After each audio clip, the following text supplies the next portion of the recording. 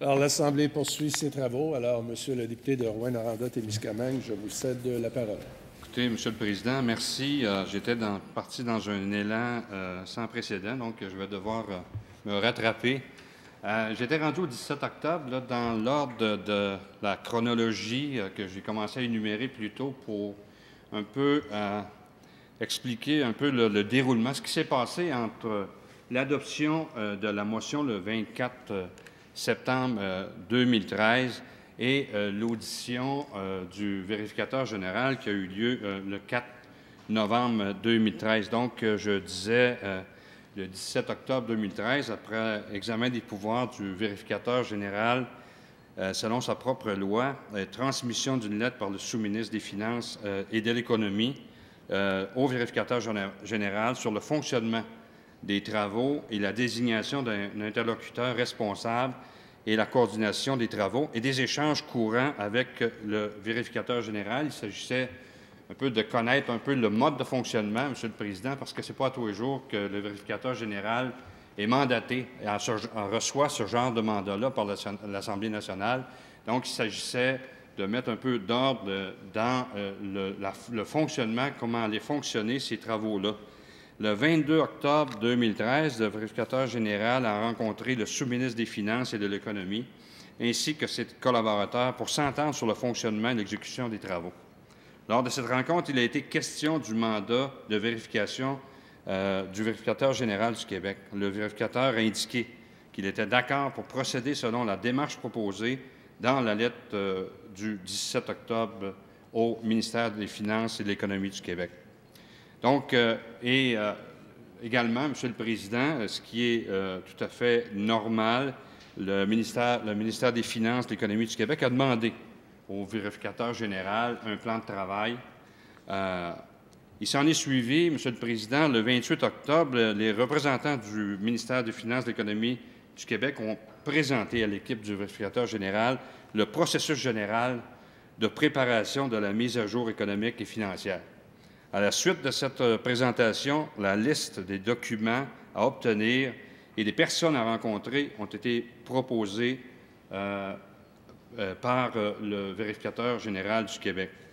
Il y aura, tantôt je le mentionnais, Monsieur le Président, il y a eu l'audition du vérificateur général du Québec devant la Commission des finances publiques, laquelle s'est déroulée le 4 septembre.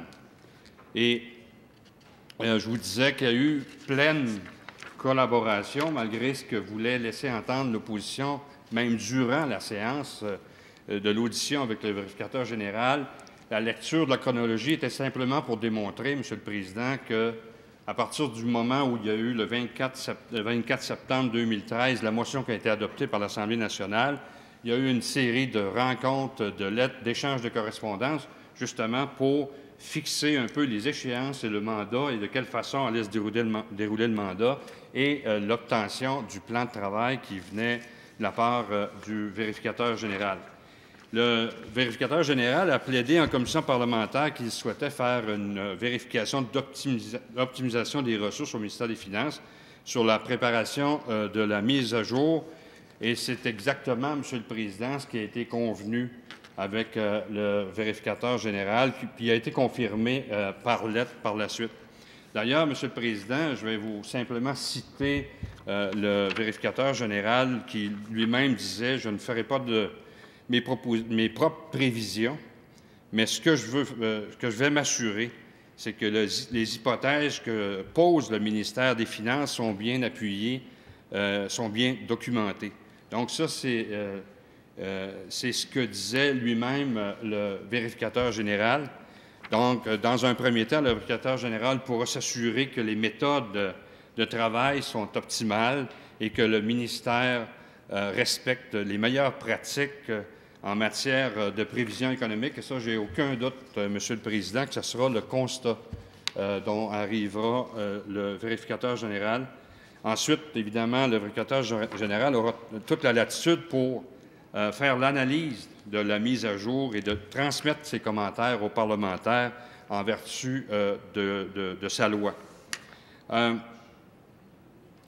Un principe qui semblait, M. le Président, échapper à l'opposition, c'est qu'il est difficile, ou même impossible, mais ça, je pense que le vérificateur nous l'a confirmé, qu'il est impossible de vérifier des données avant que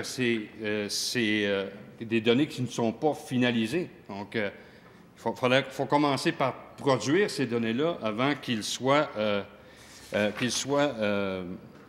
vérifiés. Donc, et le vérificateur général, effectivement, a reconnu que les personnes qui collaborent avec lui actuellement pour la vérification sont les mêmes personnes qui travaillent sur la mise à jour sollicitée. Donc, finalement, ce n'est pas des gens qui chôment, là, M. le Président, c'est des gens qui sont fort occupés et qui vont remplir, et qui s'est confirmé à travers des documents, des échanges de correspondance, c'est ce que je vous mentionnais plus tôt, confirmer effectivement qu'il y aura pleine collaboration malgré l'emploi du temps des gens du ministère. Et le vérificateur disait qu'il faut être conscient aussi que le ministère travaille à préparer la mise à jour économique et nous arrive maintenant pour vérifier les données. Donc, la double occupation des gens qui travaillent présentement pour la mise à jour, qui, encore une fois, je le répète, là, ces gens-là vont offrir leur pleine collaboration. Ensuite, M. le Président, je veux peut-être, dans la partie suivante, faire état de la séance de travail qui a eu lieu, le 5 septembre. Donc, qui a fait, évidemment, qui nous donne le rapport de la commission sur lequel je vous entretiens en ce moment. Et la recommandation de la commission se lit comme suit, que la Commission des finances publiques enjoigne le ministère des Finances à collaborer pleinement. Je pense que ça, c'est clair. Ça a été établi, malgré ce qu'a essayé de faire l'opposition, jamais le vérificateur général nous a dit qu'il n'y avait pas pleine collaboration. À collaborer pleinement avec le vérificateur général afin que celui-ci puisse analyser les données et les ressources utilisées aux fins de la préparation de la mise à jour économique et financière et lui permettre de commencer immédiatement à évaluer l'efficacité des procédés utilisés, évaluer les procédés utilisés par le ministère aux fins de la préparation de la mise à jour économique, évaluer la justesse et la suffisance de l'information divulguée dans la mise à jour économique et financière et, dès que possible, évaluer si les prévisions financières sont raisonnables. Donc, Monsieur le Président, c'est la conclusion dont en est arrivée la Commission dans sa séance de travail du 5 septembre. Sur le premier point, Monsieur le Président, évaluer l'efficacité des procédés utilisés par le ministère aux fins de la préparation de la mise à jour économique. Sur ce premier point, ça va puisque ça peut être fait durant le processus même. L'autre point qui a été mentionné, c'est évaluer la justesse et la suffisance de l'information divulguée dans la mise à jour économique et financière. Encore là, ça va aussi puisque le vérificateur général peut regarder ce qui a été divulgué généralement dans une mise à jour. L'autre point, c'est dès que possible, évaluer si les prévisions financières sont raisonnables. Dès que possible, il n'était pas dans la proposition qui avait été formulée par le député de Louis-Hébert. Elle a été ajoutée à notre suggestion lors de la commission, de la séance de travail et votée, évidemment, à l'unanimité des membres de la commission. Pourquoi, M. le Président? Parce que l'opposition a enfin admis que les prévisions ne peuvent être analysées avant la fin du processus. Difficile d'analyser des prévisions ou d'analyser des données qui sont pas encore ou qui sont encore en production, qui ne sont pas encore terminées. Donc, on a pu, lors de la séance de travail, faire admettre finalement à l'opposition qu'effectivement, il était difficile d'analyser des données qui n'étaient pas encore produites. Je veux terminer, Monsieur le Président, en réaffirmant la volonté du ministère qui a été maintes fois répétée et en réaffirmant que le ministère des Finances et de l'Économie va collaborer pleinement pour s'assurer qu'effectivement, le vérificateur général puisse effectuer son travail avec toutes les données possibles, avec tout ce qu'il aura besoin pour le rendre justice à son travail et qu'il puisse donner aux parlementaires ici à l'Assemblée nationale la pleine information sur ce qui se passe au ministère des Finances et sur les données qui seront analysées. Et j'ai toute la confiance, Monsieur le Président, qu'il en arrivera à la conclusion que le ministère des Finances utilise les meilleures pratiques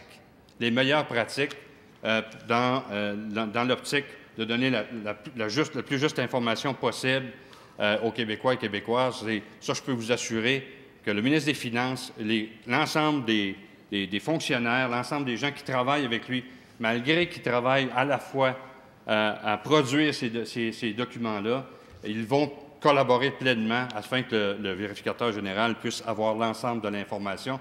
Et j'en suis convaincu. Je suis convaincu aussi, Monsieur le Président, du résultat qui sera donné ici à l'Assemblée nationale, qui démontrera que le ministère des Finances utilise les meilleures pratiques possibles dans l'exécution de son travail. Merci, Monsieur le Président.